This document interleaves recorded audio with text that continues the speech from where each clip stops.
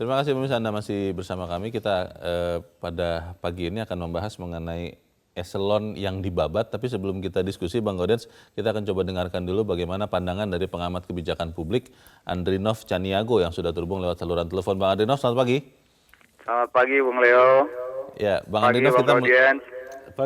kita melihat bagaimana sekarang sudah mulai dieksekusi menghilangkan eselon yang tadinya ada 4 diharapkan jadi tinggal 2, sisanya nanti akan menjadi pejabat fungsional. Pertanyaan pertama saya, apakah itu merupakan langkah yang mujarab untuk membuat kemudian birokrasi yang besar sekali ini bisa bergerak lebih gesit, Bang Andrinov?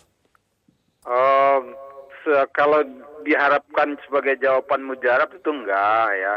Kan banyak faktor yang menyebabkan birokrasi ini lamban, tidak kurang melayani, ya, kurang produktif ya. Jadi kebutuhan perampingan itu hanya salah satu, rasionalisasi itu hanyalah salah satu. Ya. Pada akhirnya kan aparatur sipil negara ini tugasnya untuk melayani masyarakat, ya. Pekerjaan-pekerjaannya tidak hanya administratif. Nah, pekerjaan administratif itu pun sekarang makin berkurang dengan masuknya era digital. Banyak sekali pekerjaan-pekerjaan yang sudah bisa disederhanakan dan digantikan oleh teknologi digital. Nah, walaupun sebagian kantor-kantor pemerintah itu masih setengah hati untuk melakukan itu. Nah, tapi faktor lain yang harus disiapkan kalau tujuannya adalah untuk meningkatkan produktivitas pelayanan dan kualitas pelayanan, ya itu kan artinya perampingan itu harus diiringi dengan mendorong makin efektifnya tenaga-tenaga fungsional, pekerjaan-pekerjaan staf dan pekerjaan-pekerjaan operasional. Ya, untuk itu perampingan ini, pengurangan pemangkasan eselon ini harus diiringi dengan perencanaan untuk mengoptimalkan tenaga-tenaga staf dan tenaga fungsional itu. Nah, kemana mereka harus diarahkan? Kalau menurut saya memang harus makin banyak didorong untuk ke lapangan, ya. Kemudian mereka berorientasi pada produktivitas. Ya, indikator pencapaiannya harus pada produktivitas sampai pada manfaat, betul? Itu kan yang dimaksud oleh Presiden kan itu sampai ke manfaat, bukan hanya produk. Nah, Bang Andrinov, kalau untuk jenjang karir ASN sendiri ini bukankah jadi lebih susah ya, karena tadinya kan ada 4 eselon, mereka bisa meniti berjenjang begitu. Ini kan sekarang jadi makin susah, Bang, enggak? Bukan, itu kan selama ini memang sudah ada perbaikan cara menilai pejabat fungsional, ya, memberikan kompensasi atau reward. Tapi itu masih harus disempurnakan sehingga orientasi orang tidak pada jabatan struktural, orientasi orang pada pekerjaan-pekerjaan yang produktif gitu. Nah, kalau sekarang ini memang dari sekian tahun sampai sekarang itu semua berlomba-lomba untuk merebut jabatan struktural. Ya, dari 4 nanti ngincar lagi eselon 3, ngincar lagi eselon 2 dan seterusnya. Padahal nanti makin ke atas makin sulit juga nyari orang yang bagus karena mereka orientasinya pada jabatan dan mendapatkan kewenangan-kewenangan itu. Nah, untuk mendorong atau melakukan reorientasi memang harus ada perencanaan. Ya, bagaimana mengapresiasi pekerjaan fungsional dan pekerjaan staf itu. Jadi maksud saya harus diiringi, ya, pemangkasan eselonnya harus diiringi dengan perencanaan, pemanfaatan SDM atau pengoptimalan SDM ini, ASN ini di lini staf dan ASN fungsional itu. Baik, Bang Andrinov, ini semacam menggerakkan kereta yang besar sekali. Kira-kira butuh berapa waktu untuk penyesuaian dari yang tadinya ada sekian eselon menjadi hanya 2 eselon ini, Bang Andrinov? Wah, itu nggak bisa instan ya, nggak bisa cepat ya. Kalau yang kita maksud adalah sampai mereka terbiasa dengan kultur baru, dengan pekerjaan baru. Termasuk juga pejabat eselon 2 nanti sebagai eselon yang paling rendah ya. Itu juga harus melakukan reorientasi ya. Mereka harus betul-betul sebagai manajer, sebagai direktur ya, yang menggerakkan staf, menggerakkan tenaga fungsional, menjadi mitra tenaga fungsional gitu. Itu harus juga perlu perubahan kultur. Butuh waktu ya. Oke, Bang Iya. Andinov terima kasih sudah mencerahkan kami pagi ini di editorial Media Indonesia. Terima kasih, selamat pagi Bang Andinov. Pertanyaannya Bang Gaudens, kalau memang ini bukan sesuatu yang mudah, sementara di periode yang kedua ini pemerintahan Jokowi Kiai Haji Ma'ruf Amin kan butuh lari cepat juga, apalagi di tengah kondisi ekonomi dunia yang tidak begitu baik. Kalau begitu bukankah ini malah bisa kontraproduktif ya, malah bisa membuat kemudian pergerakan birokrasi ini makin lambat karena sedang berubah lagi, menyesuaikan diri lagi, butuh perubahan untuk menghadapi budaya baru lagi, bagaimana? Ya, saya melihat dari sisi lainnya. Yang pertama itu pemerintah sekarang ini konsisten untuk melaksanakan Undang-Undang Nomor 5 Tahun 2014. Tadi saya katakan bahwa di dalam Undang-Undang ASN itu tidak dikenal eselonisasi. Eselonisasi itu produk dari Undang-Undang Nomor 8 Tahun 1974 yang diubah menjadi Undang-Undang 43 Tahun 99 tentang pokok-pokok kepegawaian. Yeah. Pokok kepegawaian. Kita tahu bahwa Undang-Undang dari 74 sampai 99 itu mengadopsi pemikiran yang berkembang pada saat itu, terutama di Jerman itu dari Max Weber. Yeah. Max Weber itu mengadopsi manajemen perusahaan, terutama waktu itu Ford ya, masuk di dalam pemerintahan. Sekarang ini dirasakan tidak lagi cocok seperti itu. Karena apa? Yang paling penting di dalam manajemen pemerintahan itu kita tahu birokrasi itu sebagai kunci berhasil tidaknya pemerintahan. Bahkan penguasa sesungguhnya itu ada di birokrasi itu. Karena apa? Karena mereka penguasa anggaran, mereka yang menjalankan kebijakan, bukan presiden, bukan menteri. Nah, kalau pada birokrasi itu mampu dirampingkan, tidak lagi seperti yang diciptakan oleh Max Weber, tetapi yang paling penting itu adalah fungsi. Fungsi itu kan terkait dengan profesionalitas. Karena itu di dalam Undang-Undang ASN itu cuma ada pengelompokan 3, administrasi, pengawas, dan pimpinan tinggi. Nah, nanti eselon 2 dan eselon 3 dan 4 itu masuknya ke fungsional ya. Yang disebut di dalam Max Weber itu dan juga diadopsi di Indonesia itu eselonisasi itu ada 5 tingkatan. Paling bawah itu eselon 5, kemudian 3-4 itu kepala bidang, kepala sub. Jadi ini nanti ada sekitar ratusan ribu orang yang dihilangkan dari jabatan-jabatan itu. Tentu harus dikatakan dengan tegas, jangan sampai penghilangan itu menimbulkan gejolak. Karena mereka sudah menikmati kekuasaan dilayani, dan juga menikmati fasilitas-fasilitas. Mengapa dulu orang berebutan untuk memegang posisi-posisi tertentu menjadi kepala bagian itu? Karena di sana ada fasilitas. Kalau menjadi pejabat fungsional itu, ini yang harus dipikirkan oleh pemerintah. Bagaimana ketika mereka ditransformasikan dari struktural ke fungsional itu, apakah fasilitas-fasilitas yang mereka dapatkan itu juga dikesertakan atau tidak? Gitu. Soal efektivitas eselon, Bang Gaudens, kan harapannya kan begitu ya, yang tadinya terlalu panjang, ada 4 eselon menjadi 2 eselon, akan lebih efektif. Pertanyaannya adalah, bukankah di situ muncul bahaya juga? Kalau tadinya yang mengawasi, yang mengikuti proses perizinan misalnya begitu yang sedang diajukan ada 4 orang, sekarang tinggal 2 orang. Ini bukankah malah memperbesar peluang kebobolan begitu? Sama sekali tidak. Karena apa? Yang paling penting itu kan pada pengambilan keputusan itu berarti membutuhkan kecakapan. Kecakapan itu ada pada level eselon 1 dan 2. Jadi mereka langsung mengambil keputusan dan dilaksanakan. Kalau di dalam yang lama itu keputusan itu ditentukan dulu dari atas, di eselon 1 itu ditentukan, diturunkan sampai ke eselon 4, baru naik lagi dia.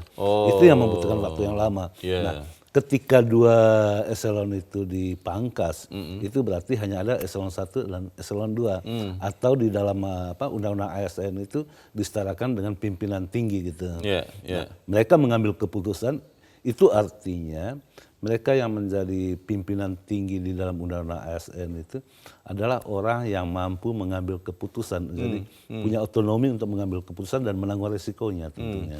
Kita melihat ini kan melibatkan ratusan ribu ya orang ya. tentunya tidak akan serta-merta dengan mudah bisa berubah begitu. Karena kalau kita lihat juga bagaimana dalam beberapa kali kesempatan pejabat dari luar, Bang, dari luar birokrasi, katakanlah dari swasta masuk ke dalam, tidak sedikit juga yang kemudian dilawan begitu rupa, mendapatkan resistensi. Yang paling sederhana adalah dengan cuek, abai dengan pekerjaannya, dan tidak sedikit juga yang kemudian akhirnya mental lagi, keluar dari birokrasi yang kelihatannya sangat susah berubah. Dengan melakukan eselonisasi ini, bukankah malah bisa menimbulkan goncangan besar? Ada hampir 430.000 orang menduduki eselon 3 dan 4. 430.000? 430.000 orang, hampir tepatnya 426.771 orang pada eselon tersebut. Nah, kalau kita lihat di dalam undang-undang ASN gitu, undang-undang ASN membolehkan mereka yang ASN itu terdiri atas dua. Yang pertama itu PNS, yang kedua bukan PNS, pegawai yang berdasarkan di kontrak. Itulah mereka yang profesional masuk gitu.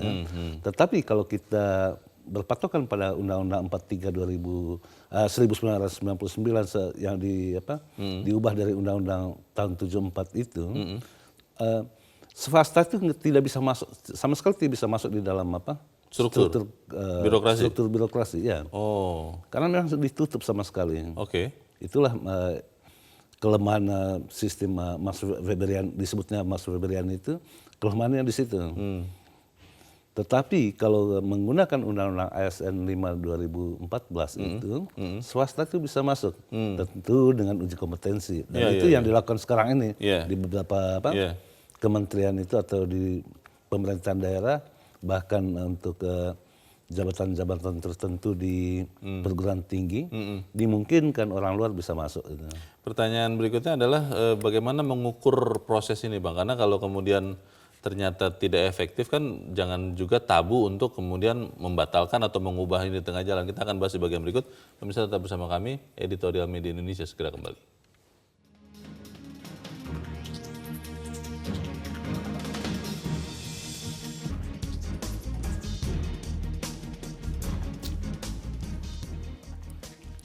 Terima kasih pemirsa, Anda masih bersama kami, Bang Gaudens. Kita coba dengarkan dulu pendapat masyarakat, apakah setuju dengan eselonisasi ini.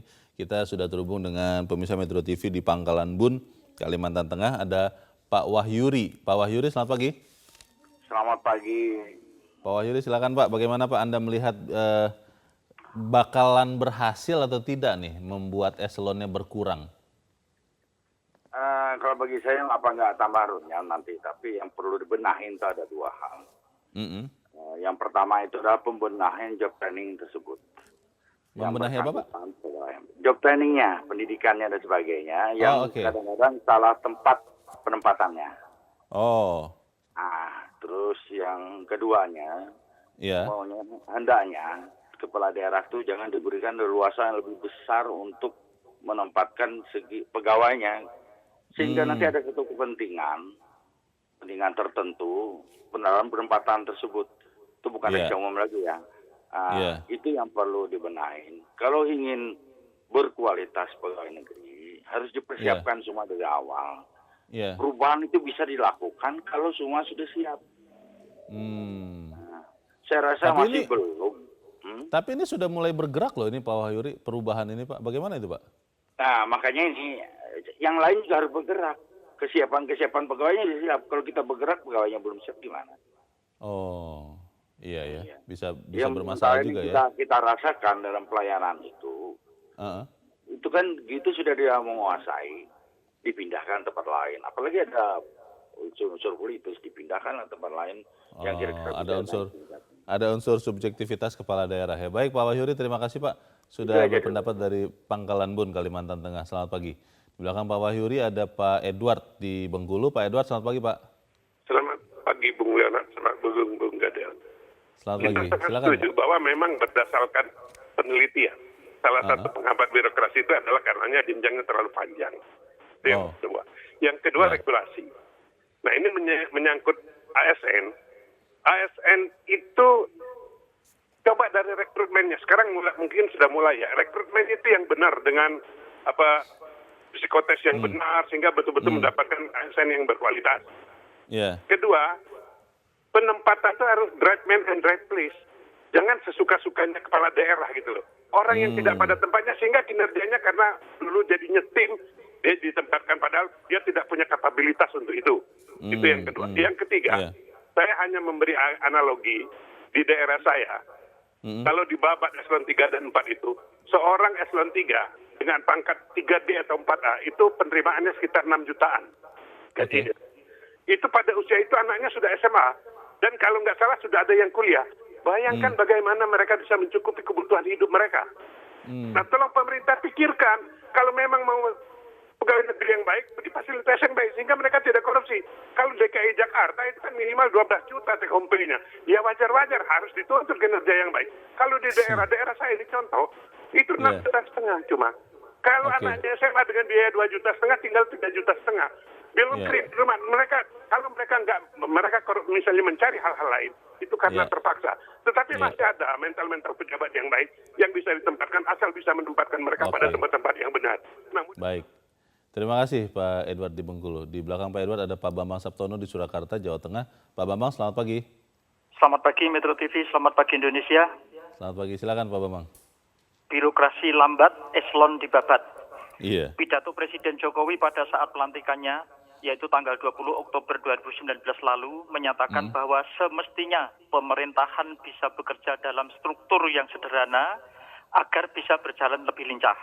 Terus begini Mas, di mana ke depan bahwa birokrasi ASN hanya dikelompokkan menjadi 3 jabatan, yaitu kelompok pertama jabatan administrasi, yang kedua fungsional, dan yang ketiga adalah pimpinan tinggi. Jabatan eselon 3 dan eselon 4 akan dipangkas, termasuk di dalamnya berarti fasilitas maupun tunjangannya. Sehingga bisa dipastikan bahwa dengan dibabatnya eselon 3 dan 4 tersebut akan terwujud efektivitas, kemudian juga efisiensi dalam mengambil segala keputusan. Dan di sisi lain Mas, juga akan diikuti dengan penghematan anggaran negara. Nah, kami sangat mendukung kebijakan tersebut karena apa? Ini rakyat maupun swasta dan pemerintah daerah akan sangat diuntungkan dengan sistem tersebut, di mana untuk kepengurusan suatu perizinan akan lebih mudah dan lebih cepat. Nah, selain itu Mas, bahwa ASN ke depan juga tentunya akan dituntut bekerja keras, juga lebih bekerja yang profesional. Nah, ini sesuai dengan era kekinian atau era zaman yang maju sekarang ini. Pertanyaannya adalah, mengapa kebijakan pemangkasan eselon yang bagus ini baru dilaksanakan di era kepemimpinan Presiden Jokowi? Padahal eselonisasi ini sudah ada sejak Orde Baru. Ini sebenarnya manfaatnya luar biasa. Dan perlu dipertimbangkan bagaimana kaitannya dengan eselonisasi yang di tingkat daerah, baik itu di provinsi maupun di kabupaten kota. Terima kasih Pak Bambang Saptono di Surakarta, Jawa Tengah. Selamat pagi Pak. Ini agak beragam Bang Godian tanggapannya. Kalau tadi Pak Wahyuri dari Pangkalan Bun berpikir wah jangan-jangan bisa tambah runyam. Tapi kalau Pak Bambang Saptono mengatakan mendukung dan malah bertanya kenapa baru sekarang dibuat pemangkasan eselon. Sebetulnya ini bagaimana Bang? Ya sebetulnya sih tidak runyamnya karena tinggal dipindahkan. Kalau selama ini mereka menjadi bagian dari struktural yang ikut mengambil keputusan, ini dikeluarkan dari struktural menjadi fungsional. Nah, bagaimana tugas-tugas yang biasanya mereka lakukan di dalam struktur itu? Itu yang disebut Pak Jokowi itu menggunakanlah kecerdasan buatan. Jadi nanti kecerdasan buatan itulah yang membantu sehingga keputusan-keputusan yang diambil itu begitu cepat.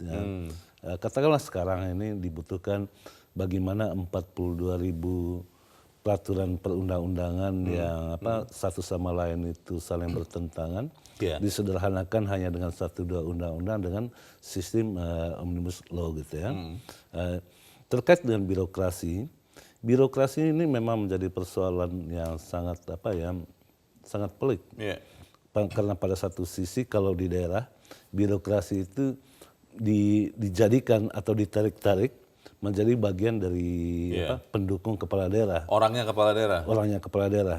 Nah, itu yang dikhawatirkan oleh para penelpon tadi itu bagaimana menempatkan orang yang tepat pada posisinya dan sampai hanya karena kedekatan menempatkan orang tidak pada kompetensinya. Nah, yang paling soal itu juga terkait dengan daerah.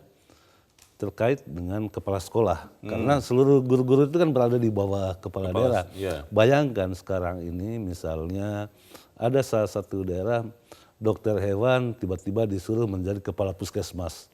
Itu terjadi di daerah. Oh, oke. Jadi hal-hal seperti ini yang mesti dipikirkan ulang. Iya. Bagaimana menempatkan orang-orang yang tepat itu pada bidangnya. Nah, pertanyaannya begini Bang Gaudens, niat baiknya sudah ada, sudah mulai berproses malah eksekusinya, tapi tadi seperti yang dikhawatirkan kan bagaimana aturan-aturan detail di lapangan, bagaimana kemudian pejabat eselon 3, 4 yang kehilangan tunjangan jabatannya dan padahal dia memang benar-benar membutuhkan untuk keluarganya bisa menyikapi ini. Kita akan bahas di bagian berikut, pemirsa tetap bersama kami, Editorial Media Indonesia segera kembali.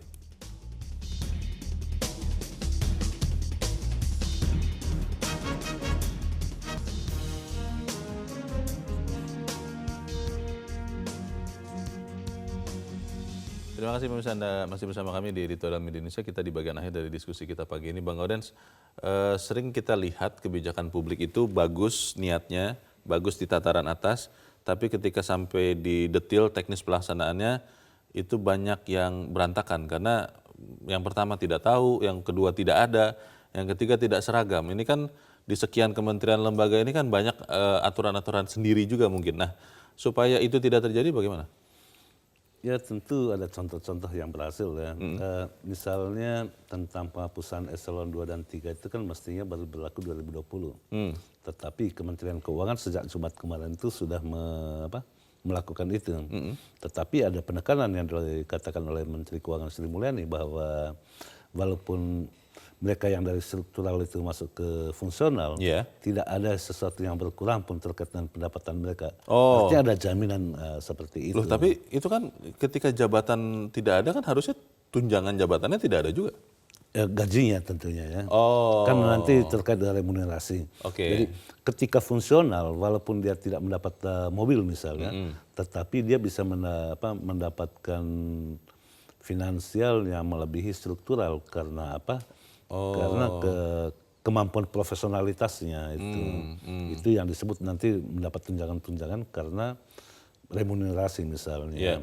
Dan itu juga sudah dilakukan oleh salah satu kelembagaan itu BPKP itu kan sudah dari 2014 malah sudah menghilangkan eselon 2 dan 3 dan itu berhasil juga di sana. Nah, banyak BPKP. Contoh. Nah, bagaimana ke depan? Tentu pertanyaannya ini kan. Nah, tentu harus ada jaminan dari Kementerian Reformasi Birokrasi Pak Cahyokumolo untuk memberikan arahan yang jelas. Terutama ini contoh ya, bagaimana nanti nasib camat. Apakah menjadi jabatan fungsional atau struktural camat itu? Camat itu eselon berapa? Eselon 4 ya. Eselon 4. Eselon 4. Kemudian kepala dinas atau yang menjadi bagian dari pusat yang masih menjadi tanggung jawab pusat seperti kepala kejaksaan negeri. Apakah fungsional atau struktural? Sementara sekarang ini kan karena dia dari pusat sampai di daerah berarti struktural gitu kan, tidak bisa fungsional. Nah, tentu dengan pemahaman seperti itu kita bisa meraba-raba bahwa ke depan itu ada jabatan-jabatan yang tidak bisa dialihfungsikan karena karakteristiknya seperti menjadi kepala kejaksaan negeri itu tidak mungkin fungsional, pasti dia struktural. Harus pejabat struktural. Nah, hal-hal seperti ini yang mestinya sering sosialisasikan mana yang difungsionalkan, mana yang tidak. Tetapi menurut saya memang sudah seharusnya harus dijalankan secara konsisten Undang-Undang Nomor 5 2014. ASN itu ya. Ya. Karena di sana rohnya itu roh profesionalitas di dalam undang-undang itu. Di dalam undang-undang ASN itu dimungkinkan orang-orang pintar yang selama ini tidak mau terkungkung oleh aturan birokrasi bisa masuk ke dalam, diintegrasikan ke dalam. Karena itu ke depan itu yang menjadi birokrasi itu adalah mereka-mereka yang unggul mestinya. Harapannya begitu. Sudah mulai sih di beberapa daerah yang. Ini proses yang pasti tidak mudah Bang, karena kan melibatkan ada berapa ya yang harus direformasi ini? Ya ada sekitar 426.771 orang. Memastikan tidak ada goncangan yang bisa disebabkan oleh mereka ini bagaimana? Nah itu tantangannya ada dua sebetulnya. Iya.